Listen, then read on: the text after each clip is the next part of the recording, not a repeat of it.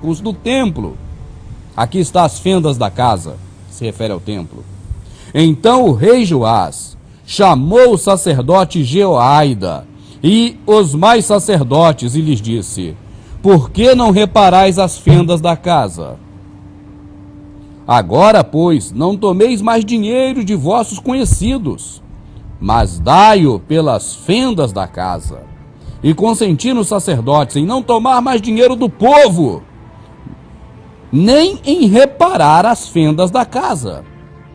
Porém, o sacerdote Jeoaida tomou uma arca e fez um buraco na tampa e pôs ao pé do altar. E a mão direita dos que entravam na casa do Senhor e os sacerdotes que guardavam a entrada da porta metiam ali todo o dinheiro que se trazia à casa do Senhor. Eu vou explicar o que ocorreu, você vai ler de novo se precisar na sua Bíblia, ou na escritura que está na sua Bíblia. Após a morte de Salomão, os judeus já não estavam mais seguindo diretamente o que dizia a lei de Moisés, mas estavam se utilizando daquele local para arrumar grana. As tribos que ficaram em Israel, você leia a Bíblia, por favor, antes de me xingar. Foram as tribos de Benjamim e tribo de Judá. Os levitas ficaram do outro lado. E eles assumiram o controle geral daquela casa. E aí digo por mim, pode até ser que tenham alugado ou pago de aluguel algum levita para ficar lá. Mas definitivamente os levitas não mandavam mais em nada. Quem mandava eram os judeus. E instituíram o voto de dinheiro. Voto de dinheiro pelos pecados e até contribuição livre de dinheiro. E o Salvador os denunciou por isso. Veja. Por que os seus discípulos transgridem a tradição dos líderes religiosos? Pois não lavam as mãos antes de comer. Respondeu Jesus: por que vocês quebram o mandamento de Deus por causa de sua tradição? Deus disse: honra teu pai e tua mãe. E quem amaldiçoar seu pai ou sua mãe terá que ser executado, mas vocês afirmam que se disserem a seu pai ou sua mãe: qualquer ajuda que poderiam receber de mim é oferta dedicada a Deus. Ele não é obrigado a honrar seu pai assim. Hipócritas. E era exatamente o que o Salvador estava falando com esses homens do sistema religioso da sua época. Vocês não respeitam a lei de Moisés, porque a lei de Moisés diz que quem desobedecer ou desonrar o pai e a mãe peca. Mas vocês dizem que se pagarem dinheiro pelo pecado, agora sim pode desobedecer o pai e a mãe. O Salvador denunciou esse grupo da forma que você acabou de ver nessa ilustração de Hollywood, mas que pode conferir na sua escritura que está na Bíblia. E aquele povo começou a ver dinheiro no templo. O templo era uma grande fonte de dinheiro. As pessoas poderiam então levar voluntariamente quanto quisesse para o Senhor e dar na mão deles. É por isso que você viu agora há pouco que eles ficaram riquíssimos. Tinham todo luxo nas suas casas. E este exemplo, aqui cabe um parênteses, foi seguido também pelos impérios que sucederam.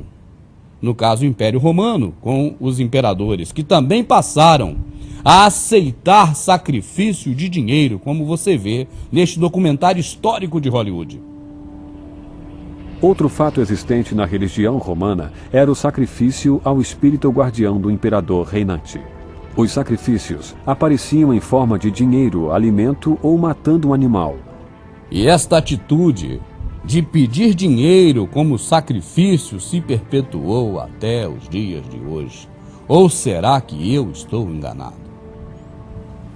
Voltando àquele templo, no momento em que ele passou a ser dinheiro, logo após a morte dos sucessores de Salomão, Roboão e todos os outros que seguiram, até este momento explícito em que estava em Israel agora, Jeoás, rei de Israel, que permitia qualquer tipo de culto religioso. Até mesmo nos altos ainda se sacrificavam. Mas ele fazia uma exigência. Olha, vocês sacerdotes, eu estou assumindo hoje o controle geral daqui do reinado de Israel, em Jerusalém, sobre Jerusalém, sobre as tribos de Judá e de Benjamim, que são vocês. Agora é o seguinte, olha, sacerdotes, vocês a partir de hoje, quando pegar dinheiro das pessoas aqui no templo, você pegue, mas pelo menos conserte aquele buraco que está no templo. Pelo menos conserte aquelas fendas da casa do Senhor que está ali. E ele passou 20 anos esperando. Deixa eu ler de novo para não cometer erro. 23 anos. 23 anos. Os sacerdotes ainda não tinham reparado as fendas da igreja. O dinheiro que se entrava ali, ele não passava, que não era para passar para a viúva, para a órfã, para a necessidade, que o Salvador, o nosso Criador, nunca mandou fazer isso. Não era nem para pegar em dinheiro. Não tinha dinheiro no negócio, eles que inventaram. Mas eles, 23 anos, tomavam dinheiro, dizendo que era para a obra do Senhor, para a casa do Senhor, para tapar os buracos. E a Escritura é clara e diz que eles, em 23 anos, não taparam o buraco. E eu quero que você leia mais do que isso. Está tudo escrito, é só você ler que ninguém mais te engana. Mas o certo é este. O momento exato em que templo passou a ser dinheiro foi nessa época. E está registrado de forma explícita na Escritura que está na Bíblia.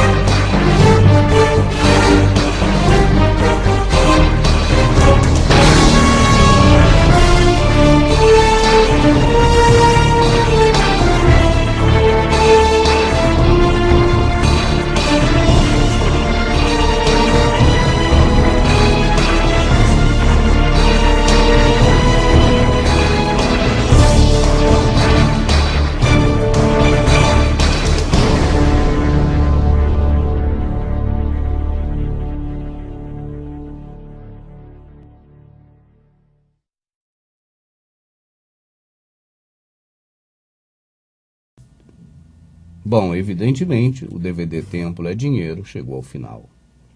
E neste espaço, eu estou aqui ao lado da minha amada. Quem já acompanha nosso trabalho há algum tempo sabe que ela prefere não aparecer aqui no ar, e nós respeitamos, mas ela sempre participa também com a sua opinião aqui conosco, sobre o que foi discutido, sobre o que foi visto.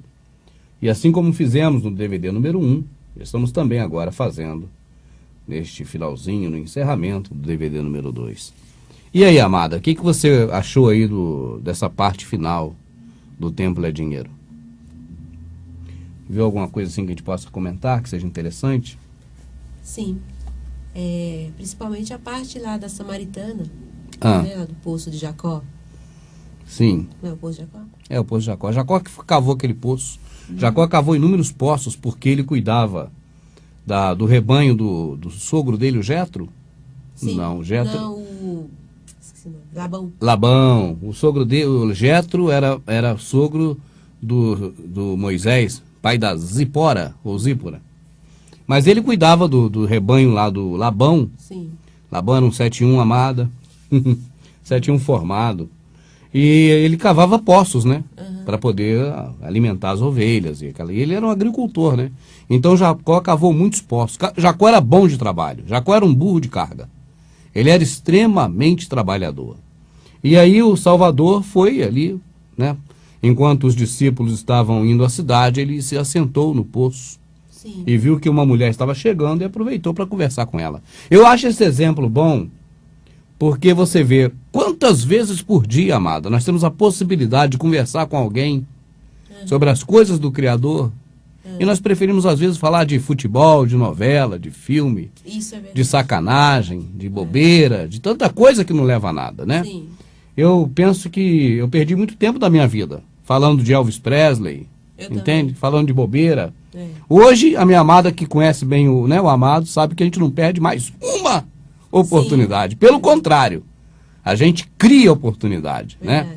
Ontem mesmo a gente passava no nosso carro e tinha um pessoal da prefeitura trabalhando, limpando o jardim, e na hora que o sinal fechou, parei, não é verdade? Sim. Chamei aquele pessoal e falei, ô, meus amados, Poxa, por que vocês acreditam que a prefeitura cuida tão bem assim do jardim, dos canteiros da rua, e o sistema administrativo com o nosso dinheiro não cuida bem das pessoas? Foi verdade. Eles falaram, e é mesmo, é mesmo, é mesmo. Aí eu joguei os DVDs para eles do carro mesmo. Sim. Né, lançamos os DVD que o carro já estava saindo, porque o sinal havia aberto.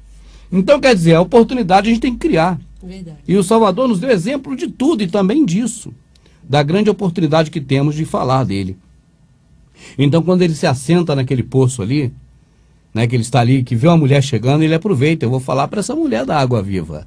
E você sabe, amada, que eu amo muitas passagens da Escritura. Sim. Eu amo o que saístes a ver, né? Verdade. Eu acho que essa é a minha preferida, eu entendo que ela fala muito. Uhum. E a passagem do poço também, ela é chave. Ela é uma chave para o entendimento. Se você for parar para analisar letra por letra do que está escrito na Escritura sobre esse contexto, você encontra muita coisa Com certeza. em uma passagem pequena, em que, infelizmente, o sistema religioso só usa para falar que ele era o adivinhão, que ele adivinhou que ela tinha 5 maridos. Se nem de homem, esposo, ele estava falando. É mesmo porque ele não ia acusar a samaritana de algo desse tipo, né, Rubens? Pra que expor a mulher? Eu sei, ela. você disse bem que não tem marido, que você já tive 5, sua vagabunda. Exatamente. O Salvador faria isso quando? De maneira alguma. Nunca. Nunca ele faria isso. Então, Rubens, então explica assim melhor agora, né, sobre essa passagem, porque eu mesmo entendia dessa forma, sabe? É. Que ele falou espiritual, ele entendeu da maneira material, depois ele inverteu. O nosso Criador, né, e na figura do Filho, ele é muito inteligente, amada. Salomão não era inteligente definitivamente. Com certeza. Se ele fosse inteligente, ele teria temor a um só. Esse é o princípio da sabedoria. Então, poderia dizer que ele era astuto, maquiavélico, frio, calculista. Ele tinha um raciocínio bom como Hitler talvez tivesse, como Stalin, como Napoleão, como tantos outros. Tá certo? Estadistas. Mas não inteligência. Inteligente era, é e sempre será o nosso Redentor. Aquele que morreu e está vivo novamente, que é por nós, é o único representante nosso. Esse é extremamente inteligente. Sim. Você vê atitudes de inteligência desse homem que você nunca viu em nenhum outro e nem verá. Então, esse é inteligente. Então, quando ele começa a falar com a mulher samaritana, ele usa o jeito, né, dele de mostrar o invisível Sim. se tornando visível. Uhum. Ele busca uma analogia, né, do que a pessoa não vê, para agora a pessoa passar a ver, de acordo com o que ela consegue ver. Ela vê o físico. Ela não consegue ver o espiritual. Então ele agora começa a fazer analogia. E ele fala, mulher, dai-me de beber. Mas isso é estranho. É estranho porque aquele povo estava dividido. Havia uma parcela da população no local que não suportava a carga do Salomão e da família dele, dos sucessores de Salomão. Exatamente. E preferiram ficar de fora. Participavam de um grupo seleto. Agora, para os que ficaram lá em Jerusalém, eles eram os donos da verdade. Eles tinham um templo do Senhor. Eles tinham a casa do Senhor, eram representantes do Senhor, usurparam esse direito. Roubaram esse direito dos levitas. Os levitas. Mas tinha levita lá, então tinha assalariado por eles, porque compactuava. E não era para estar lá, porque lá tinha 2 tribos. E era Benjamim e Judá, não levita. Então você vê que tem algo errado. Tem algo estranho. Agora, ele diz, mulher, dai-me de beber. E a mulher se surpreende, porque era um povo que achava